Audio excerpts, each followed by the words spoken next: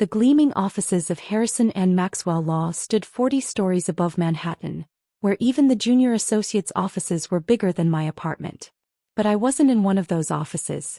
Instead, I sat at my paralegal desk, surrounded by towers of case files and the constant hum of fluorescent lights. "Still here, little sis?" The familiar mocking voice made me grip my pen tighter. "Burning the midnight oil with all that filing?" Michael stood in my cubicle entrance, his custom-tailored suit probably worth 3 months of my salary. My stepbrother hadn't changed since our parents' marriage 10 years ago. Same smirk, same entitled attitude, just with better clothes now. "These depositions need to be processed by morning," I replied without looking up. He laughed, that rich private school laugh that always made my teeth clench. "You know, when Mom married your dad, I thought maybe some of our family's ambition would rub off on you. But here you are, still pushing papers."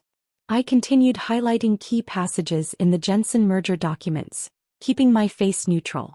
Michael had no idea that every late night, every mundane task, was part of a larger plan. "The partner track meeting is tomorrow," he continued, straightening his Hermes tie. "Not that you need to worry about that. Some of us were born for greatness. Others." He gestured at my desk. "Well, someone needs to do the filing, right?" The Jensen merger documents in front of me held secrets he couldn't imagine. Secrets I discovered during those countless hours of just filing. "Anyway," he checked his Rolex, "don't stay too late. Those papers won't file themselves." He walked away, his Italian leather shoes clicking against the marble floor. As soon as he was gone, I pulled out my personal notebook. Not the standard legal pad the firm provided, but a small black moleskine filled with 6 months of careful observations. Times, dates, conversations, and most importantly, patterns. My phone buzzed. A text from Judge Harrison, the founding partner's father. "Everything ready?" "All in place," I typed back. "The evidence is irrefutable."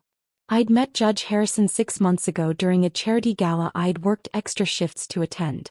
While Michael and his fellow associates were getting drunk at the open bar, I'd spent the evening discussing constitutional law with the retired judge. He'd seen something in me that night, something beyond the paralegal label. What followed was a careful dance of mentorship and investigation. The judge had suspicions about certain practices at his son's firm. I had the perfect position to confirm them. Another text arrived. "Board meeting moved to tomorrow morning. Be ready."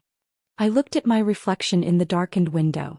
The simple blazer and practical shoes that made me invisible in this world of power suits and designer labels. They never suspected that my endless filing had given me access to every corner of their paper empire. The next morning arrived with the usual chaos of a Manhattan law office. Associates rushed past with coffee cups and briefcases, secretaries juggled calls, and partners strode through it all like kings in their kingdom. "Big day, big brother?" I asked innocently as Michael rushed past my desk. He paused, adjusting his tie. "Partner track nominations. Not that you'd understand, but this is what real lawyers work for. Dad's already lined up the votes. By lunch, I'll be the youngest partner track associate in firm history." If only he knew what those lined-up votes had cost his father, what corners had been cut, what laws had been bent. "That's amazing," I said, keeping my voice neutral. "I'm sure you earned it." He laughed again. "That's your problem, sis. Always thinking everything has to be earned. Sometimes it's about who you are, who you know. Speaking of which, I'd better get to that meeting. These files need to be indexed by 3, okay?" I watched him stride toward the conference room, where the firm's leadership was gathering. His father, senior partner Maxwell, stood at the door greeting board members. My phone buzzed one final time. "Now." I stood up, smoothing my simple black dress. In my briefcase was 6 months of evidence. Proof of nepotism, hidden accounts, mishandled client funds. A pattern of corruption that went straight to the top. But more importantly, I carried something else. My law degree, earned through 6 years of night classes while working full-time. The bar exam results I'd kept hidden. The recommendations from judges and professors who'd seen past the paralegal label. "Excuse me," a firm voice called out. Judge Harrison stood by the conference room door. "We're ready for you." Michael turned from his conversation, confusion crossing his face. "Ready for who?" "Ms. Adams," the judge said, using my real name, not the diminutive little sis I'd endured for years. "I believe she has some matters the board needs to discuss." I walked toward the conference room feeling Michael's stare. His coffee cup trembled slightly in his hand. "What is this?" he demanded. "She's just a paralegal." Judge Harrison's voice carried across the now silent office. "Is she? Perhaps you should have spent less time mocking her and more time checking the Bar Association's newest member list." The coffee cup slipped from Michael's hand, dark liquid spreading across the marble floor like the stain that was about to spread across his perfect future. I stepped into the conference room facing the gathered board members. It was time to show them exactly who they'd been underestimating all these years. The conference room fell silent as I took my position at the podium. 20 pairs of eyes stared back at me. Managing partners, board members, and Michael, who'd been hastily ushered to a back seat rather than his usual place beside his father. "Ms. Adams," Judge Harrison nodded. "Please proceed." I opened my briefcase, removing a stack of carefully organized folders. Each one represented a thread in the tapestry of corruption I'd uncovered. But first I needed to establish my credibility. "Before we begin," I said, my voice steady, "I should introduce myself properly. Not as a paralegal but as a summa cum laude graduate of Columbia Law School, ranked third in my class and as of last month, a member of the New York State Bar." Maxwell's face reddened. "This is ridiculous. A paralegal can't just dash." "I have copies of my credentials," I continued, sliding documents to the board members, along with letters of recommendation from 3 Supreme Court justices I clerked for during my night school years. "But that's not why we're here." I clicked to the first slide of my presentation. "We're here because while I was just filing papers, I discovered something disturbing about Harrison and Maxwell's partner track program." The next hour was a methodical unveiling of everything I'd documented over the past 6 months. Fabricated performance reviews, manipulated client billings, hidden nepotism in promotion decisions, misappropriated firm resources. With each revelation I watched the color drain from Maxwell's face. Michael had slumped in his chair, his earlier confidence shattered. "This is outrageous," Maxwell finally exploded. "You were going through confidential firm documents documents I had full authorization to access as part of my paralegal duties," I corrected. "Every single piece of evidence here was obtained legally and ethically." Judge Harrison can confirm that. The retired judge nodded. "I've reviewed everything. It's all admissible and damning." I moved to the next slide. "But this isn't just about exposing problems. I've prepared a comprehensive reform proposal for the firm's leadership structure and promotion practices." The proposal I'd spent months crafting appeared on screen. Merit-based promotion criteria, blind review processes, external oversight committees, enhanced ethical compliance measures. "The firm's reputation is at stake," I continued. "But there's a path forward. One that preserves Harrison and Maxwell's legacy while ensuring its future integrity." A senior partner leaned forward. "And what exactly are you proposing for yourself in this new structure?" I met his gaze steadily. "I'm not asking for anything. My role will be determined by the same merit-based criteria I'm proposing for everyone else. No special treatment, no shortcuts." "Unlike some people," someone muttered with a pointed look at Michael. Maxwell stood up, his face purple. "This is a coup. She's trying to destroy everything we've built." "No, James," Judge Harrison interrupted. "She's trying to save it. The question is, are we wise enough to let her?" I clicked to my final slide. "The American Bar Association is already investigating 3 other top firms for similar practices. We can either lead the change or be forced into it. The choice is yours." The room erupted in heated discussions. I stood quietly watching years of entrenched power dynamics begin to crack. A senior partner raised his hand for silence. "Ms. Adams, could you walk us through the implementation timeline for these reforms?" "Of course," I said, pulling out another folder. "I've prepared a detailed transition plan." For the next 2 hours I answered questions, explained processes, and demonstrated exactly why I'd spent those years studying law while everyone thought I was just pushing papers. Finally, Judge Harrison called for a vote. "All in favor of adopting Ms. Adams' reform proposal?" Hands rose across the room. Even Maxwell, seeing the inevitability of change, raised his reluctantly. "And regarding Ms. Adams' position within the firm?" The managing partner cleared his throat. "Given her legal qualifications, demonstrated investigative abilities and clear commitment to ethical practice. I moved to offer her a position as senior associate, with fast-track consideration for junior partner. More hands raised. Michael stared at his shoes. "One condition," I said, causing everyone to pause. "The reforms are non-negotiable.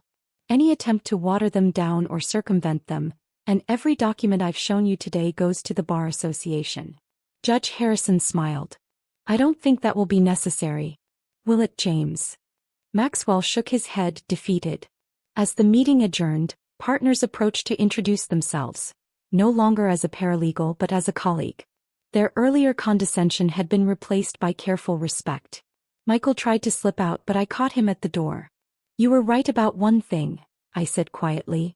"Some of us were born for greatness. But others? We earn it." Back at my desk, I began packing up my paralegal supplies. A message appeared on my phone. An all-firm email announcing the new ethics reforms and my appointment as senior associate. Judge Harrison appeared beside me. "You know they'll make your life difficult at first. Old power structures don't change easily." I smiled, picking up a family photo from my desk, me at my law school graduation taken in secret last year. "They've been underestimating me for 10 years. I'm used to it." "And your stepbrother?" "Michael needs to learn the same lesson I did. Real respect isn't inherited, it's earned." As if on cue, Michael's father stormed past, barking into his phone about damage control. Behind him, Michael walked slowly, his earlier swagger replaced by uncertainty. I turned back to my packing, knowing tomorrow would bring new challenges. But for now, I savored the moment, remembering all those nights of studying after long days of filing, all the mockery I'd endured while quietly building my case. They'd thought I was just a paralegal pushing papers. They never bothered to ask why someone would choose that position in a top law firm while attending Columbia Law at night. They never wondered what I might be learning as I filed those confidential documents. Now they knew. The next morning, I arrived at Harrison and Maxwell to find my name being etched onto a corner office door. My new title gleamed in gold letters: Alexandra Adams, Senior Associate. "Your Bar Association profile has been trending since last night," my former cubicle neighbor Sarah said as she helped me move my things. "Youngest senior associate appointment in the firm's history." The office buzzed with whispers and stares. Associates who'd never given me a second glance now hovered near my door, trying to curry favor. Partners who'd barely remembered my name suddenly recalled mentoring moments that never happened. "Ms. Adams." A timid voice interrupted. It was Jessica, the new paralegal assigned to replace me. "Mr. Maxwell. Michael, he's been asking when you'll take your first case assignment." I smiled, remembering all the times Michael had dumped last-minute work on my desk. "Tell him I'll be handling the Preston merger." Jessica's eyes widened. "But that's his case. He's been leading it for months. And now he'll be second chair. He can bring the files to my office in an hour." As Jessica scurried away, Judge Harrison appeared in my doorway. "Making waves already, I see." "The Preston merger has serious ethical issues," I replied, unpacking my law books, no longer hidden in my apartment but proudly displayed. "Issues that Michael has been conveniently overlooking. Your stepmother is apparently furious. She's been calling the other board members all morning." I placed my law degree on the wall, finally public after years of secrecy. "She always thought her son was entitled to everything. That's part of the problem we're fixing." The next hour brought a parade of introductions. Associates who wanted to collaborate, partners offering mentorship, and clerks suddenly remembering my coffee preference. Each interaction was a small reminder of how quickly power dynamics could shift. At exactly 10 a.m., Michael appeared, carrying the Preston merger files. Gone was the designer swagger, replaced by barely concealed resentment. "You can't just take over this case," he started. "I've been working overlooking regulatory violations, ignoring disclosure requirements, and pushing through approvals without proper due diligence," I finished. "Sit down, Michael. It's time for your first real law lesson." For the next 2 hours, I walked him through every mistake, every shortcut, every ethical breach I'd spotted while just filing his paperwork over the past months. "How did you?" he stammered. "When did you learn law?" "While you were networking at cocktail parties, I was studying. While you were playing golf with clients, I was clerking for judges. While you were bragging about your future partnership, I was actually earning one. His face flushed. Dad won't let you dash. Your father doesn't have the power he used to, I cut in. And neither do you. From now on you'll earn your place here just like everyone else. The afternoon brought my first partner meeting. I sat at the conference table, no longer serving coffee but presenting case strategies. Maxwell Sr. watched with barely concealed fury as his colleagues approved my recommendations over his objections. By evening, news of the firm's ethical reforms had reached our competitors. My phone buzzed constantly with messages from other firms' associates, journalists seeking comments, and law school classmates who'd finally learned why I'd kept such a low profile. Your father's here, Sarah announced. I looked up to see Dad standing in my office doorway, tears in his eyes. You did it, kid, he said softly. All those years of studying in secret, all those nights I worried about you working so hard. You knew exactly what you were doing. I hugged him, remembering all the times he'd defended me at family dinners when my stepmother and Michael mocked my lack of ambition. Ms. Adams. Jessica appeared again. The managing partners would like to see you. They're reviewing the Burton case and there are some irregularities. I grabbed my briefcase. More corruption to clean up, more changes to implement. Tell them I'll be right there. Alexandra, Dad called as I left. Your mother would have been so proud. The next few weeks transformed Harrison and Maxwell. My ethics reforms exposed decades of questionable practices. Some partners resigned rather than adapt. Others embraced the changes, recognizing the shifting legal landscape. Michael struggled to adjust. Without his father's protection, his work showed its true quality. But slowly, reluctantly, he began to learn real law, real ethics, real responsibility. 1 month after my appointment, I sat in my office reviewing case files. A knock at the door revealed my stepmother. I suppose you're enjoying this, she said bitterly. Humiliating my son, destroying my husband's legacy. Actually, I replied, I'm saving the firm's legacy. The real one, based on legal excellence, not favoritism. Michael's welcome to be part of that, if he's willing to earn it. You've always been jealous of our family's success. No, I interrupted. I've always believed in real success. The kind that comes from work, not privilege. Maybe it's time you learned the difference. As she stormed out, I noticed Michael lingering in the hallway. He'd heard everything. Later that evening, as I prepared to leave, a document appeared on my desk. Michael's first properly researched legal brief. No shortcuts, no oversights, just solid work. At the bottom he'd written a note. I never knew what real law looked like. Could you review this? I picked up my red pen, ready to teach rather than expose. Sometimes the best revenge isn't destruction. It's education. 6 months later, Harrison and Maxwell had transformed. Our ethical reforms became an industry standard. Other firms scrambled to adopt similar measures. The legal press called it a revolution in corporate law culture. Michael eventually earned his place as a competent associate. Not through his father's influence but through genuine effort. Our relationship would never be warm, but it had evolved into something built on reluctant respect. As for me, I kept the simple blazers but moved to a better apartment. My office wall now held not just my law degree, but articles about our reforms, awards for ethical leadership, and a photo of my mother, a public defender who taught me that justice requires both patience and persistence. The firm's holiday party that year was different. No power plays, no whispered deals, just colleagues celebrating real achievements. I watched from the corner, remembering all those years of silent preparation, of being underestimated and overlooked. Quite a change, Judge Harrison said, joining me. You didn't just earn your place. You changed what that place means. I smiled, thinking of all the young lawyers who could now advance based on merit, not connections. Sometimes the best victories aren't just personal.